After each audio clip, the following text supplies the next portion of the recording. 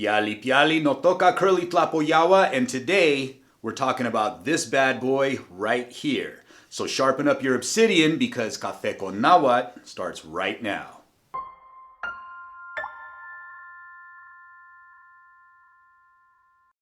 So on today's episode, we are discussing this traditional piece of Mesoamerican weaponry. But what is it called? How do you pronounce it? And how does its name break down? Well, this weapon is known as a Makwawitl. So just once again, in case you didn't get that, Makwawitl. And please note the way that I'm pronouncing the TL at the end. I did a video a few episodes back on how to make that sound.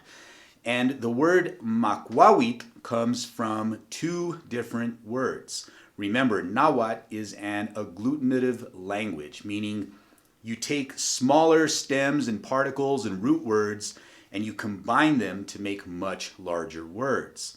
So Makwawitl is the combination of two. The ma comes from maik, which means hand, and kwawitl, which is tree or wood or stick.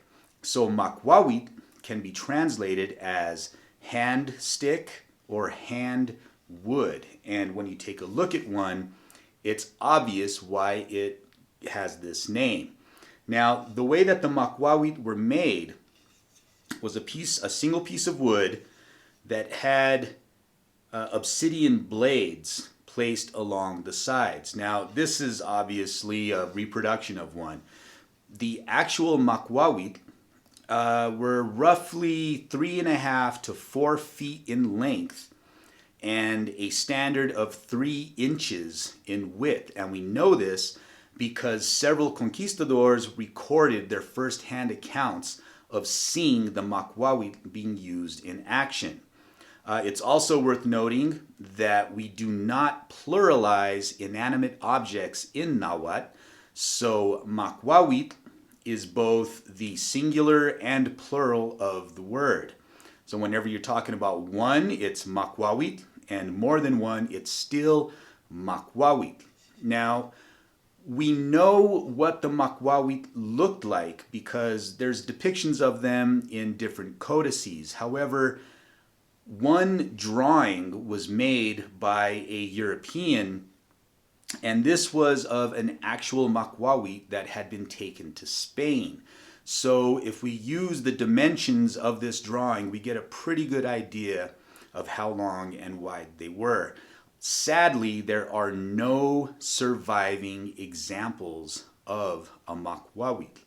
The only one that we knew of was the one that the drawing was based on, and this was destroyed in a fire in Spain around 1884, although there are rumors that there is one surviving Makwawitl that remains at the National Museum of Anthropology in Mexico City. However, nobody has been able to locate it in the archives. So, the way that these weapons were used is the subject of a lot of debate.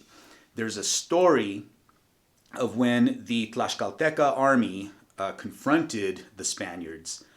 And in the story, and this was corroborated by Spanish eyewitness accounts, a horse was charging at a Tlaxcalteca warrior. And the Tlaxcalteca warrior took his Makwawitl, raised it. As the horse came charging at him, he stepped to the side and lopped the horse's head off. So we know that the obsidian blades were super, super sharp.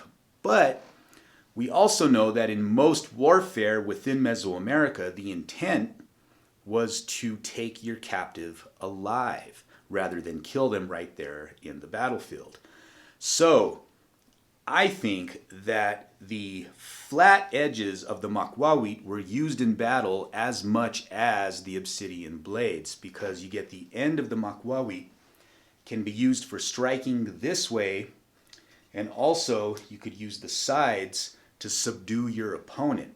And obviously the obsidian blades would be used to kill or obviously decapitate an opponent if capturing them alive was impossible.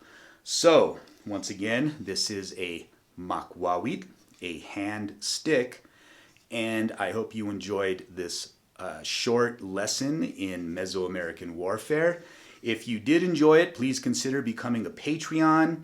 Also subscribe to the YouTube channel and check out all of our articles available at chimali.org. Tlasokamati welmiak, timoitase.